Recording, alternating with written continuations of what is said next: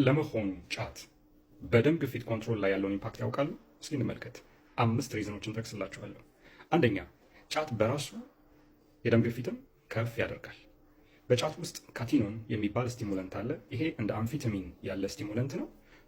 ይሄ ስቲሙለንት ሰውነታችን ኖሬፕኔፍሪን የሚባል ሆርሞን ሪሊዝ እንዲያደርግ ያደርጋል። በዚህ ምክንያት የደም ግፊት እንዲጨምር ከዛም ባለፈም ደግሞ የልብ ምት እንዲጨምር ያደርጋል። ስለዚህ ጥናቶች እንደሚያሳዩት ከሆነ በእኛም ሀገር በተለያዩ የአረብ ሀገራቶችም የተሰሩ ጥናቶች ያንን ያሳያሉ ኮንሲስተንትሊ። ሁለተኛ፣ ጫትን በምንጠቀምበት ጊዜ ኮንሲስተንት በሆነ ሁኔታ በምንጠቀምበት ጊዜ የደም ግፊታችን ሁልጊዜም ከፍ ባለ ሁኔታ በሚቆጥልበት ጊዜ ይሄ ደም ስሮቻችንን ይጎዳል። በተለይ አርተሪዎቻችን በዚህ ይጎዳሉ ማለት ነው። ኦቨር ታይም ሰው ባይቅምም አንኮንትሮልድ ሃይፐርቴንሽን ዲቨሎፕ እያደረገ ይሄዳል ማለት ነው።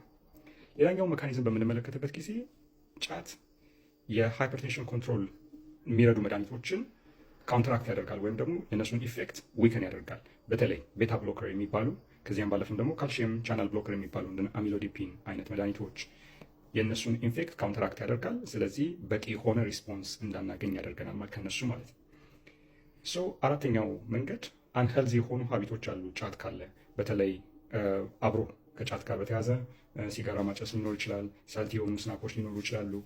ከመጠን በላይ ቡና ሊኖር ይችላል። ከዚያም ባለፈም ደግሞ እንቅልፍ ማጣትም ይኖራል። ይሄ በተደራረበ መልኩ ሃይፐርቴንሽን ኮንትሮል እንዳይሆን ያደርጋል። ሌላኛው የመጨረሻው አምስተኛው ወይ ሎንግ ተርም ኮምፕሊኬሽኖች ራይዝ እንዲያደርጉ እድሎችን ይከፍታል ማለት ነው። የሀርት አታክ ሪስክ እንዲጨምር፣ የአሪቲሚያ ወይም የልብ ምት መዛባት፣ ከዚያም ባለፈም ደግሞ የስትሮክ ሪስክ እንዲጨምር ያደርጋል ማለት ነው።